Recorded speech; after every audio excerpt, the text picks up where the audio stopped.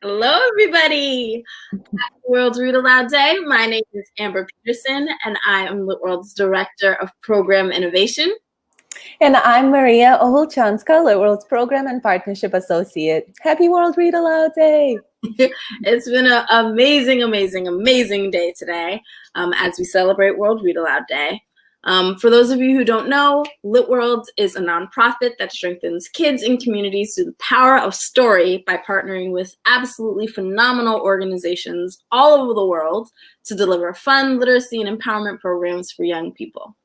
Absolutely. And to give you all a little history on today in particular, if you haven't heard it yet, back in 2010, LitWorld founded World Read Aloud Day as an opportunity for people all around the world to celebrate the joy of reading aloud and to advocate for oral storytelling as a tool for building community, literacy skills, and equity. Now, since then, the day has engaged millions of people around the world, both in person and online, and today's celebration has been no different. So make sure you go to litworld.org at World Read Aloud Day for a full list of exciting read alouds that have happened, activities, and event recordings from today that you can watch or do by yourself, with your families, with your friends, and with your classmates. Absolutely. World Read Aloud Day has been so much fun this year. There have been so many really great activities and things that you can check out, as Maria said, on our website. And, there has been so many great resources and fun content that's been submitted, not just from us here at LitWorlds, but people all over the world, all of our World Read Aloud Day friends and partners. Absolutely. And today has been such an amazing day, but World Read Aloud Day really is every day. That's right. It's so important that we try to make reading aloud part of our routine all year long. It might be part of your classroom practice if you're a teacher. If you're a parent, it might be part of your bedtime ritual. Or maybe it's even a special activity that you have on a special family night.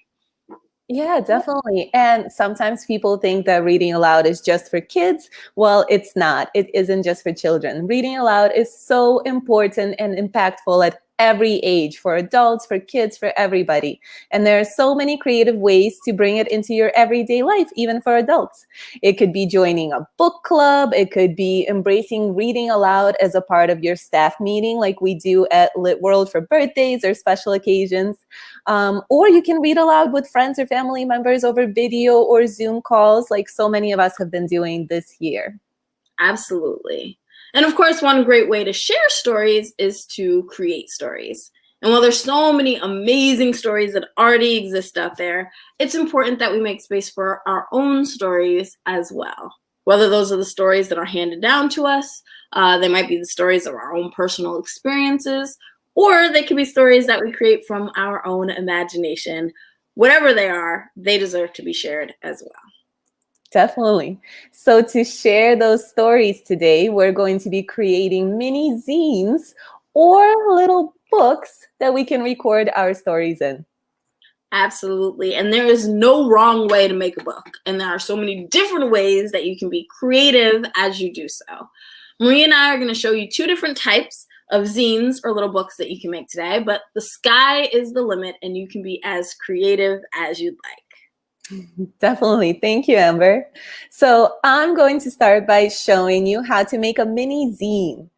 If you're watching and making zines with us today, please comment on where you're tuning in from. I see that we have a viewer tuning in from Zambia. So wonderful to have you with us. Happy World Read Aloud Day. So for this zine making activity, you're going to need paper. You're going to need a pair of scissors and markers, crayons, colored pencils, stickers, anything that you want to use to decorate your zine with. Now, the way that you make it is you take your piece of paper and first you fold it what we call hot dog style or long way, like this. Then you fold it in half again, hamburger style. These are funny names that we have for folding paper. And you fold it hamburger style once more, like this. So after, when you open your paper, you should have 8 boxes. 1, 2, 3, 4, 5, 6, 7, 8. Now, fold the paper hamburger style again, like this, and cut along the middle folded part at the center of the page down like this. So you should have a little slit in the middle. Unfold your paper again, and then fold it once more, hot dog style or long way.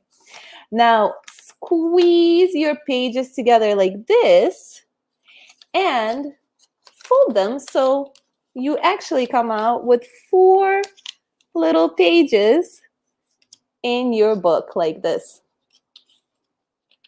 1, 2, 3, 4. Now you have a little zine. You can use it for anything that you want. You can decorate it with pictures, with words. You can use it as a little diary or anything else that you'd like. I decorated my zine and called it January Sun, so I used it to tell the story of the last month and what happened to me, like a little storybook. I love that. It's so cute. I love it. Thank you. Like a little mini journal to document what you went through. I think that's really clever. Thank you. It was really fun to make. So another type of book that you can make is an envelope book. All right. And to make your envelope book, you'll need a couple of things. So let me show you my little workstation here. The first thing you'll need are some envelopes. I would recommend maybe 4 or 5 to start, but you can really use as many as you'd like. You also need a pair of scissors. You need a marker to decorate with and a glue stick.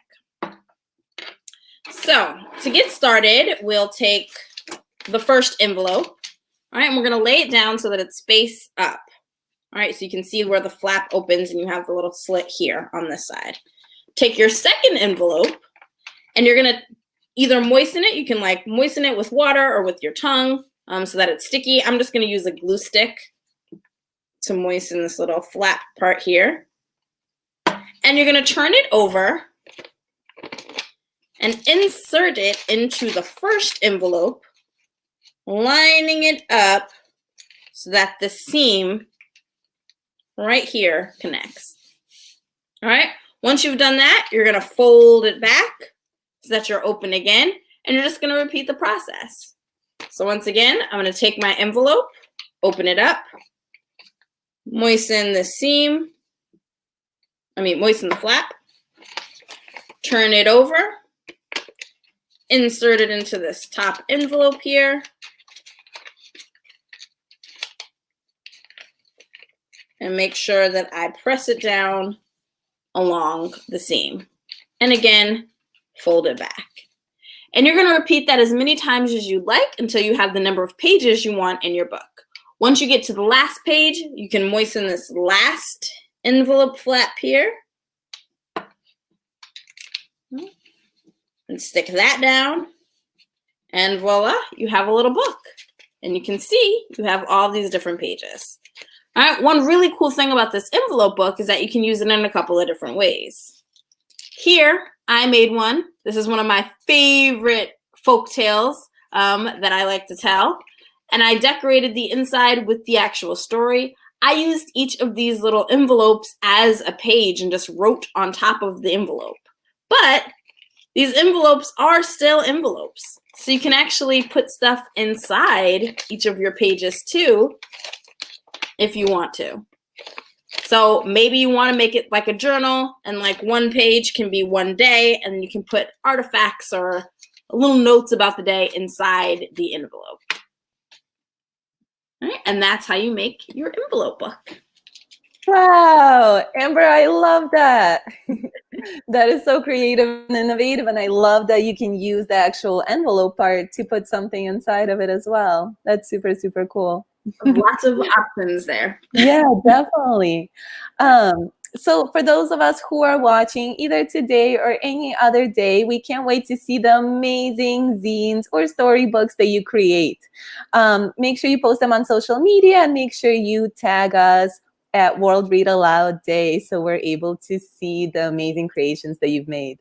Absolutely. We cannot wait to see those. Make sure that you visit us at www.litworld.org/World Read Aloud Day, up there in the corner, to see all the fun Read Aloud events and activities that we have going on today and that have already happened today.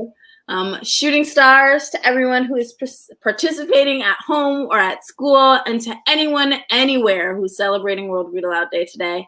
Please remember that World Read Aloud Day is every day. And we have a request to hold up both of the zines one more time, just so you guys can see what they look like. Here's my little zine. There's Maria's zine. All right. Again, please make sure that you show us your zines using the hashtag World Read Aloud Day. Until next time. Shooting stars one more time. And bye-bye.